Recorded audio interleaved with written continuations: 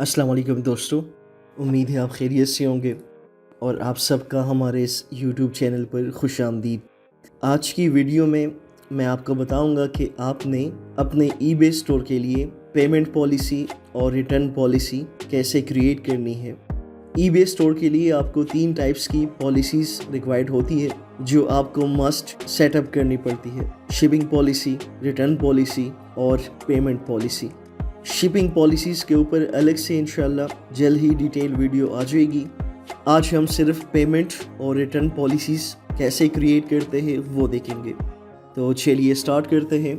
सबसे पहले आपने ईबे साइट की मेन पेज पे आना है। यहाँ पर ऊपर लेफ़्ट साइड पर जहाँ पर आपका नाम शो होता है वहाँ पर आपने क्लिक करना है और यहाँ पर आपको अकाउंट सेटिंग की एक ऑप्शन नज़र आती है, उसके ऊपर आपने क्लिक करना है। अकाउंट सेटिंग्स के पेज पर आने के बाद नीचे आपको सेलिंग की एक ऑप्शन शो होगी। सेलिंग में फिर आपको बिजनेस पॉलिसीज़ के नाम से एक ऑप्शन नज़र आएगी, आपने इसके ऊपर क्लिक करना है। बिजनेस पॉलिसीज़ पर क्लिक करने के बाद आप बिजनेस पॉलिसीज़ के पेज पे चले जाएंगे। यहाँ पर आपको एक टैब नज़र आएगा जिसमें create policy, reassign listing, delete policies और क्लीन अप पॉलिसीज़ के नाम से आपको ऑप्शन दी गई होगी। तो आपने क्रिएट पॉलिसी के ऊपर क्लिक करना है। क्रिएट पॉलिसी के ऊपर आप जब क्लिक करेंगे तो आपको 3 ऑप्शन शो होगी, पेमेंट, रिटर्न और शिपिंग। आपने जो भी पॉलिसी क्रिएट करनी होगी, चाहे आपने पेमेंट की पॉलिसी क्रिएट करनी हो, रिटर्न की या शिपिंग की, आपने उस ऑप्शन के ऊपर क्लिक करना है। तो हमने रिटर्न पॉलिसी सेटअप करनी है, इसलिए मैं रिटर्न के ऊपर क्लिक करूँगा। जैसे ही रिटर्न के ऊपर आप क्लिक करेंगे एक न्यू पेज ओपन हो जाएगा जहाँ पर आपने रिटर्न पॉलिसी को सेटअप करना होगा। सबसे ऊपर आपको पॉलिसी नेम लिखा हुआ नज़र आएगा। अपनी मर्जी से आप जो भी नाम देना चाह रहे पॉलिसी को वो आप दे सकते हैं। मैं इसको नाम दे देता हूँ प्राइमरी रिटर्न पॉलिसी।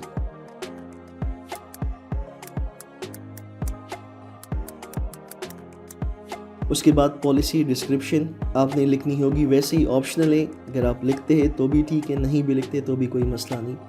वैसे मैं यहाँ पर मेंशन कर देता हूँ फ्री 30 डेज रिटर्न। उसके बाद नेक्स्ट ऑप्शन है set as default return policy.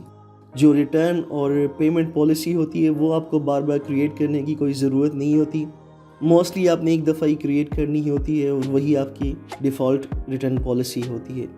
तो आप जो भी रिटर्न पॉलिसी क्रिएट करते हैं, सेटअप करते हैं, आप उसको एज ए डिफ़ॉल्ट ही सेट कर लीजिएगा। बाद में कभी आपको ज़रूरत पड़े तो आप साथ में और भी पॉलिसीज़ क्रिएट कर सकते हैं। तो इसको हम सेट एज ए डिफ़ॉल्ट कर लेते हैं।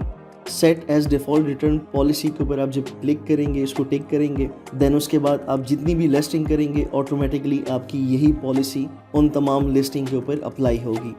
अगर आप कोई पॉलिसी एज डिफ़ॉल्ट सेट नहीं करते तो देन फिर होता ये कि जो भी आप लिस्टिंग करेंगे तो जो आपने पिछली लिस्टिंग की होगी उसके लिए आपने जो भी पॉलिसी सेट की होगी, न्यू लिस्टिंग के ऊपर वो पॉलिसी ऑटोमेटिकली अप्लाई हो जाएगी। ठीक है, वैसे लिस्टिंग के दौरान में फिर आप उसको एडिट और चेंज वगैरह भी कर सकते हैं। तो यहाँ पर आप उसको सेट एज ए डिफ़ॉल्ट रख लीजिएगा। मैं इस ऑप्शन को चेक कर देता हूँ।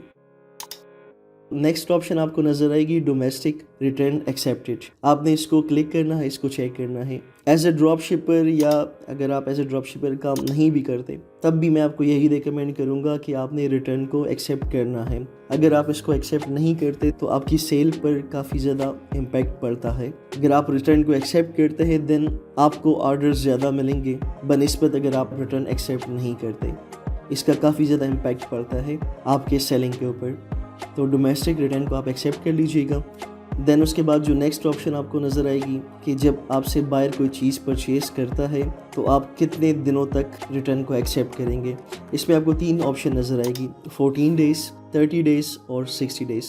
इसमें मैं आपको रिकमेंड करूँगा 30 डेज़। आप इसको 30 डेज़ ही रख लीजिएगा। ठीक है, 14 डेज़ भी आपने नहीं रखना और 60 डेज़ भी आप मत रखिएगा, 30 डेज़ इसमें ठीक है। ठीक है, उसके बाद return shipping will be paid bye, जो रिटर्न शिपिंग चार्जेस होंगे वो बायर पे करेगी या सेलर। तो इसमें आपने सेलर करना है, इस पे भी आपने इस चीज़ का ध्यान रखना है जो मैं आपको रेकमेंड करूँगा। बाकी आपकी अपनी मर्जी है, लेकिन जो मैं खुद प्रैक्टिस करता हूँ, जो पॉलिसीज़ मैं अपने लिए क्रिएट करता हूँ, उसमें आपने return shipping will be paid by seller ही आपने सिलेक्ट करना है, ठीक है।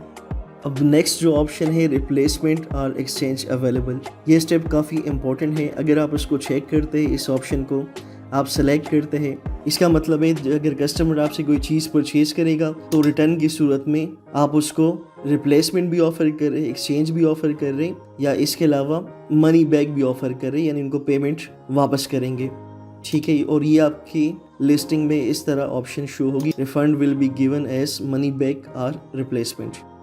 अगर आप इस ऑप्शन को सिलेक्ट नहीं करते, आप उसको टिक नहीं करते, देन रिटर्न की सूरत में आप कस्टमर को सिर्फ मनी बैक ही ऑफर करेंगे, यानी रिटर्न की सूरत में आप कस्टमर को उनकी पेमेंट वापस करेंगे, ठीक है। तो इसमें मैं आपको ये रिकमेंड करूँगा, मैं खुद रिप्लेसमेंट और एक्सचेंज अवेलेबल ऑफ़र नहीं करता, मैं सिर्फ मनी बैक ही ऑफ़र करता हूँ, क्योंकि आपने कोशिश करनी है कि जितना आपका काम इजी हो, आपके लिए प्रॉब्लम कम से कम हो, तो बेटर रहता है। बाकी आप खुद देख लीजिएगा, मैं आपको यही रिकमेंड करूंगा कि आप उस ऑप्शन को सिलेक्ट मत कीजिएगा, आप रिफ़ंड के लिए सिर्फ मनी बैक को ही सिलेक्ट करें, इस ऑप्शन को आप यूज़ ना करें, ठीक है। उसके बाद नेक्स्ट ऑप्शन है इंटरनेशनल रिटर्न एक्सेप्टेड। अब जो भी लोग सिर्फ यूएसए मार्केट के ऊपर काम करते हैं और यूएसए में प्रोडक्ट सेल करते हैं, या यूके मार्केट के ऊपर काम करते हैं, यूएसए में अपने प्रोडक्ट सेल करते हैं, तो इनको इंटरनेशनल रिटर्न एक्सेप्ट करने की ज़रूरत नहीं है, ठीक है। लेकिन जो लोग यूएसए मार्केट के ऊपर काम करते हैं और अलीबाबा के थ्रू प्रोडक्ट मंगवाते हैं, सीजे ड्रॉप शिपिंग के थ्रू चाइना से प्रोडक्ट मंगवाते हैं, तो उन्होंने इंटरनेशनल रिटर्न्स एक्सेप्टेड की जो ऑप्शन है इसको चेक करना है, इसको आपने लाजमी टिक करना है। और ये ज़रूरी इसलिए भी है कि इंशाल्लाह कुछ ही टाइम के बाद अपने इस कोर्स को हम एडवांस लेवल के ऊपर ले जाएंगे, तो हमें देन इस ऑप्शन की लाजमी ज़रूरत पड़ेगी, तो इसलिए इस ऑप्शन को आप अलाउ कर दें, क्योंकि एडवांस लेवल पर जो फिर हमें लिस्टिंग करेंगे उसके लिए हमें इस ऑप्शन की ज़रूरत पड़ेगी। वो फिर इंशाल्लाह मैं आपको डिटेल से समझाऊंगा कि हमें इस ऑप्शन की ज़रूरत क्यों पड़ेगी। देन उसके बाद आपने इसको भी 30 डेज सेलेक्ट करना है, और जो रिटर्न शिपिंग है, return shipping will be paid bye, वो भी आपने सेलर फ्री रिटर्न्स करना है। इसमें भी आपने रिप्लेसमेंट और एक्सचेंज अवेलेबल की ऑप्शन को सिलेक्ट नहीं करना। अब जो दोस्तों के लिए इजी है, वो चाहते हैं कि वो रिटर्न या एक्सचेंज की ऑप्शन देना चाह रहे हैं, तो देन वो उसको चेक कर सकते हैं। मैं खुद नहीं करता, इसलिए मैंने आपको बता दिया है कि इस ऑप्शन को आप चेक ना करें, आप करना चाह रहे हैं तो आप बिल्कुल उसको सिलेक्ट कर सकते हैं, ठीक है। देन उसके बाद आपने सेव के ऊपर क्लिक करना है। आप जैसे सेव के ऊपर क्लिक करेंगे देन आपकी ये पॉलिसी क्रिएट हो जाएगी, ठीक है। और चूंकि इसको हमने as a default policy set किया है, तो हमारी जितनी भी लिस्टिंग होगी उसके लिए रिटर्न पॉलिसी, यही पॉलिसी ऑटोमेटिकली सेलेक्ट होगी। उसके बाद नेक्स्ट हमने क्रिएट करना है पेमेंट पॉलिसी। तो पेमेंट पॉलिसी का मैं आपको बता दूं कि जब आप फर्स्ट टाइम भी लिस्टिंग करेंगे तो बाय डिफ़ॉल्ट आपको पेमेंट पॉलिसी नज़र आएगी ईबे पेमेंट्स, ये ऑटोमेटिकली खुद ही सिलेक्ट हुई होती है। इसके ऊपर आप जब क्लिक करेंगे तो इस तरह ये पॉलिसी आपको नज़र आएगी। वैसे तो सारे अकाउंट्स के ऊपर ये पॉलिसी ऑटोमेटिकली सिलेक्ट हुई होती है, लेकिन फिर भी अगर आपके पास ये पॉलिसी नहीं आती, आपको पॉलिसी क्रिएट करने की ज़रूरत होती, आपको खुद से पॉलिसी क्रिएट करनी होगी, तो देन उसके लिए फिर आपने इस तरह करना है, क्रिएट पॉलिसी के ऊपर आपने दोबारा क्लिक करना है, देन उसके बाद आपने पेमेंट के ऊपर क्लिक करना है। यहाँ पर आपने पॉलिसी नेम लिखना है ईबे पेमेंट्स। डिस्क्रिप्शन में भी अगर आप लिखते हैं तो ठीक है, नहीं भी लिखते तो अभी कोई मसला नहीं, यहाँ पर भी आप ईबे पेमेंट्स लिख दीजिएगा। इसको आप सेट कर दे as a default payment policy. Then उसके बाद ये ऑप्शन आपको नजर आएगी require immediate payment when buyer uses buy it now. आप इस ऑप्शन को अगर चेक भी करते हैं तो भी ठीक है, नहीं भी करते तो भी कोई मसला नहीं है। वैसे मैं इसको चेक कर देता हूँ। इसमें बाकी कुछ ऑप्शन आपको नजर आती है अदर पेमेंट मेथड्स की, इसकी हमें ज़रूरत नहीं है, इसको आप एज इट इज़ रहने दें। देन फिर आपने सेव के ऊपर क्लिक करना है। सेव के ऊपर आप जैसे क्लिक करेंगे तो ये पॉलिसी भी आपकी क्रिएट हो जाएगी। तो ये था इसका तरीका, इंतहाई आसान तरीका होता है। आपने जब भी पेमेंट या रिटर्न पॉलिसी क्रिएट करनी होगी, इसी तरीके से आपने अपने पॉलिसी को क्रिएट करना होगा। तो ये थी आज की वीडियो। मुझे उम्मीद है कि आज की वीडियो से भी आप दोस्तों को कुछ नया सीखने को मिला होगा और आप खुद से अभी पेमेंट और रिटर्न पॉलिसी क्रिएट कर सकेंगे। शिपिंग पॉलिसी के ऊपर इंशाल्लाह जल्द ही डिटेल वीडियो आ जाएगी कि हमने सीजे ड्रॉप शिपिंग के लिए या अलीबाबा के लिए, हमने चाइना प्रोडक्ट्स के लिए और यूएसए प्रोडक्ट्स के लिए शिपिंग पॉलिसी कैसे क्रिएट करनी है, वो इंशाल्लाह मैं आपको डिटेल के साथ नेक्स्ट वीडियोस में बताऊंगा। वीडियो को लाइक ज़रूर कीजिएगा, चैनल को भी सब्सक्राइब कर दें। आप सबका बहुत शुक्रिया। अल्लाह हाफ़िज़।